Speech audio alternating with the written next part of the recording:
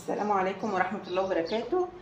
صباح الخير يا حبايبي. طبعا النهارده انا قلت ما جيت يعني انضف البوتاجاز، فقلت انضفه قدامكم علشان تعرفوا مسحوق ميرا بيعمل ايه. طبعا انا عندي فول كان فاير وموقع، وطبعا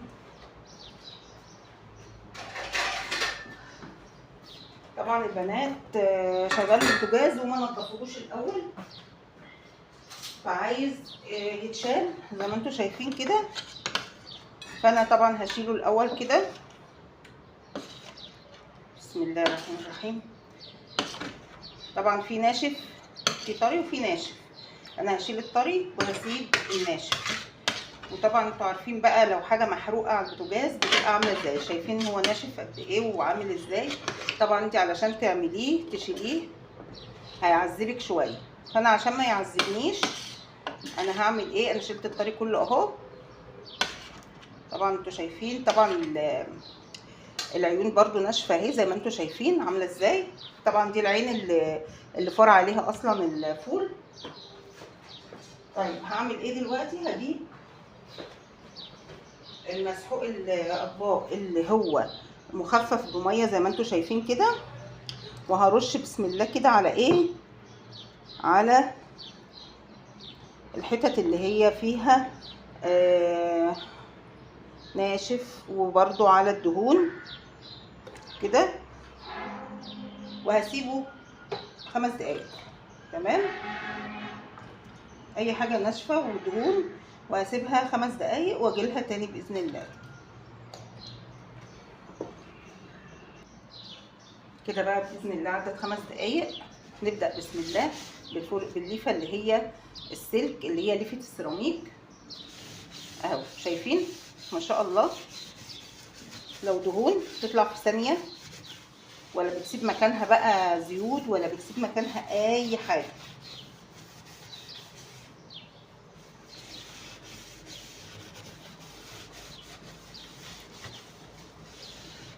طب تعالوا بقى للحته اللي هي كانت ناشفه.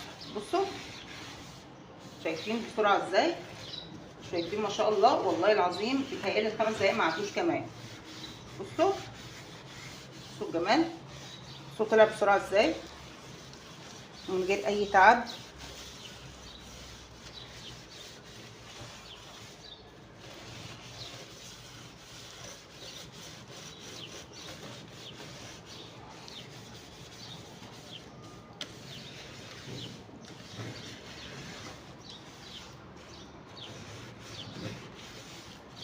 انا هغسل الليفه وامسح ده وارجع لكم تاني باذن الله علشان نكمل اللي احنا بدأناه. انا كده طبعا مسحت مسحه اوليه كده زي ما انتم شايفين، كل اللي موجود طلع وبسهوله جدا. يا دوبك والله ما حطيت الليفه تاني ولا غسلت بيها تاني. انا هشيل ده بقى كده عشان اغسله بره، واشيل دي عشان اوريكم برضو اللي تحت هنعمل معاه ايه.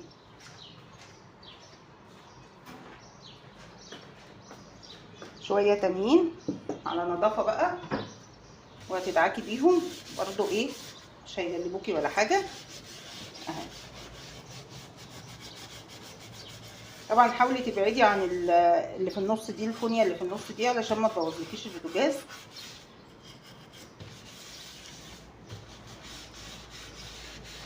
طبعا انتوا شايفين بيطلع بمنتهى السهوله ازاي.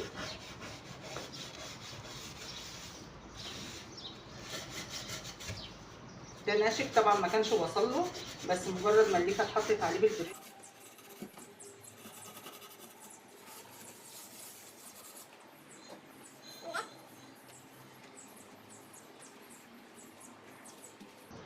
طبعا واضح ان هو كله ما عادش فيه اي اثر لاي دهون ولا اي حاجه خالص. طبعا ده الجزء ده بس. تعالوا معايا هنا بقى، الحته اللي في النص دي كان فيها زيوت ودهون، انا مش هدعكها. طب انا هعمل ايه؟ انا همسحها بس بالحته. بصوا مسحت بالحته بس اهي. ومسحوق اطباق واسمه ميرا، وعندي في المحل. انا احط عليه الخام بتاعه.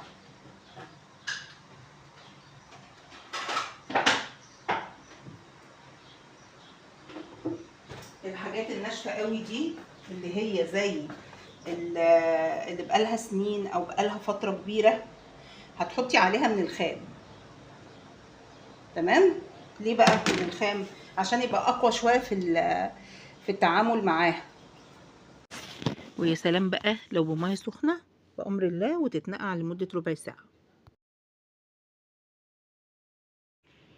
طبعا انا فضلت سايبه البوتاجاز بالشكل ده طبعا فتره كبيره، وكل ما يجوا يقولوا لي يا ماما نشيل العيون عشان نغسل تحتها، اقول لهم لا سيبوها، انا عايزاها كده علشان اقدر ان انا اصور المسحوق ده، علشان اوريكم ازاي قوته على ازالة الدهون، وعلى ازالة كمان الدهون المتحجرة اللي تحت العيون زي ما انتوا شايفين. وطبعا بيقشرها ما دمتي بتنقعيه لمدة ربع ساعة شوية. يعني ممكن انتي مثلا ايه تنقعيه بمية سخنة، يعني لو غليتي مية وحطيتيها وحطيتي عليهم مسحوق ميرا وهو خام، هتبصي تلاقي النتيجة خطيرة وأسرع من الربع ساعة كمان. لكن أنا طبعا كنت بعمله بالمية الساقعة عادي جدا، يا دوبك نقعته بالمسحوق ورحت له بعد ربع ساعة عملت فيه زي ما انتوا شايفين كده. طبعا أنا استخدمت السكينة على أساس انها تقشر الطبقات اللي فوق بعضها السمرة، لكن لو انتي طبعا مفيش طبقات بتغسلي عادي جدا بالسلكة وبيطلع معاكي بسرعة كمان. هو مجرد ما بيلمس الدهون يا جماعة بتطلع فورا ما شاء الله، ومية ساقعة مش بمية سخنة ولا حاجة. وبيزيل الروائح، يعني لو مثلا عندك أكلة فسيخ هيزيلك ريحة الفسيخ فورا، أو الرنجة أو كل الحاجات اللي هي فيها روايح كريهة، بيزيلك الروايح كلها. وطبعا تغسلي ايدك بيه كده تبصي تلاقي ما شاء الله الريحة راحت من ايدك على طول يعني. طبعا في منه بالتفاح وفي منه بالليمون وفي بالخوخ زي ما انت عايزة، الريحة اللي بتفضليها واللون اللي بتفضليه. طبعا هو متواجد فين؟ هو متواجد عند محل مملكة المروة بقرية نقيطة بالمنصورة.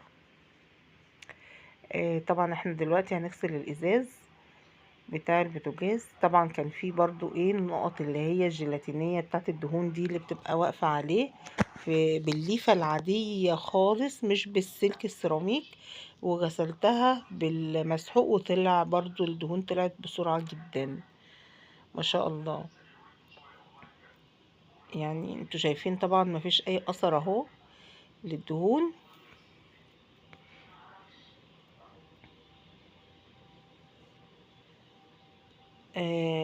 للتواصل طبعا تواصلوا معايا لو عايزين تتواصلوا معايا.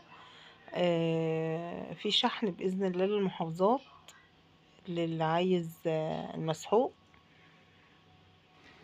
عايزة اقول لكم لو استخدمتيه خام بيلمع لك الألمونيا وبيخليها بتبرق، بيلمع كوبايات، بيلمع كل حاجة بتستخدميه في غسلها. حتى العربيات لو غسلتي العربية بيه ما شاء الله بتلمع وبتبقى زي الفل. وإزاز العربية كل حاجة هو بصراحة له في كل حاجة. طبعا أنا دلوقتي أخدت عين من العيون غسلتها كده تحت الحنفية بالماء الباردة والمسحوق علشان أقدر إن أنا أعمل خلطة مية للعيون الباقية. فلازم أشغل البوتاجاز على عين، فالعين دي هي إيه اللي غسلتها على ايدي كده علشان اعرف بس ايه اشغلها، احط عليها الحلة علشان احط الخلطة عليها على النار عشان تغلي. هحط طبعا ايه هحط معلقة كربوناتو، لو عندي كربوناتو كنت عملت معلقة كبيرة بس انا ما عنديش الا معلقة صغيرة، ومعلقة ملح ليمون كبيرة. تمام. هنحط الخلطة دي مع ربع كوباية من مسحوق ميرا على النار يغلوا ببعض. طبعا لما حطيت الملح الليمون مع الكربونات وفاروا مع بعض وهنحط معاهم بقى المسحوق ونسيبهم يغلوا على النار، ونحط فيهم العيون علشان المية السخنة مع الخلطة دي هتخليلك العيون بتبرق بإذن الله. طبعا هحطها وبعد كده اغسلها.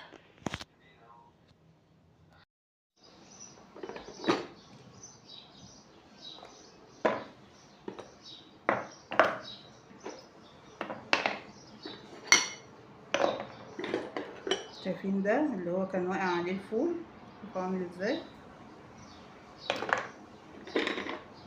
ولا تروحي تجيبي بقى المسحوق الغالي اللي بيطلع الدهون ولا اي حاجه.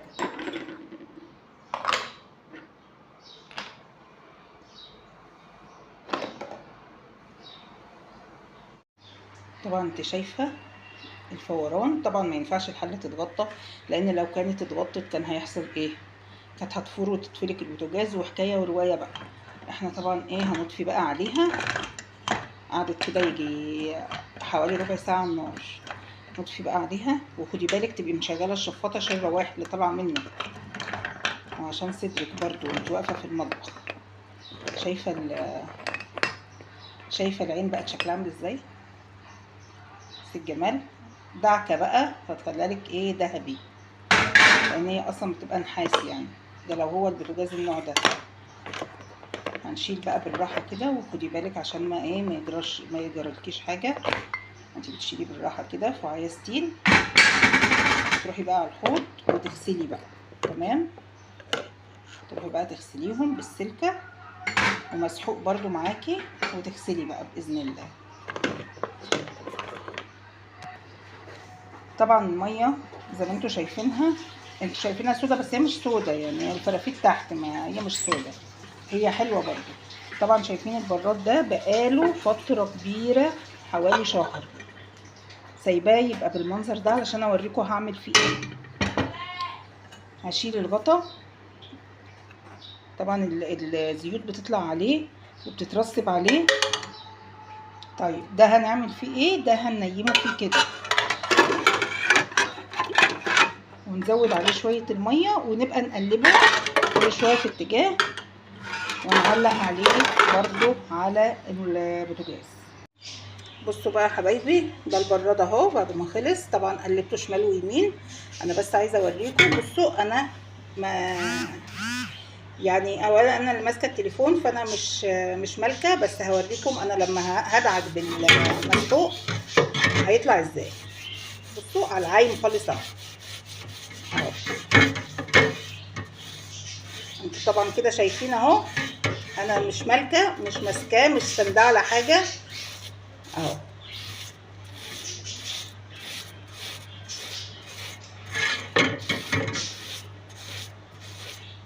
تمام. هخلصه واوريكم اهو يا حبايبي. ما شاء الله بقى زي الفل زي ما انتوا شفتوا، ما عذبنيش كمان اهو. بصوا بقى يا حبايبي، دي استنت يعني انا سبتها علشان اوريكم وانا ايه بدعكها هيطلع ازاي. بسم الله.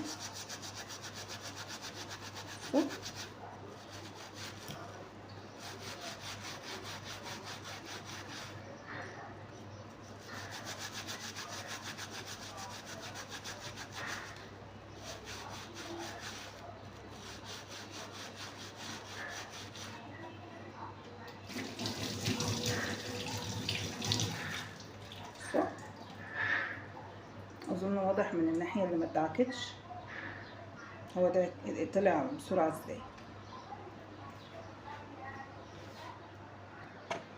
طبعا واضح هم بقوا شكلهم عامل ازاي.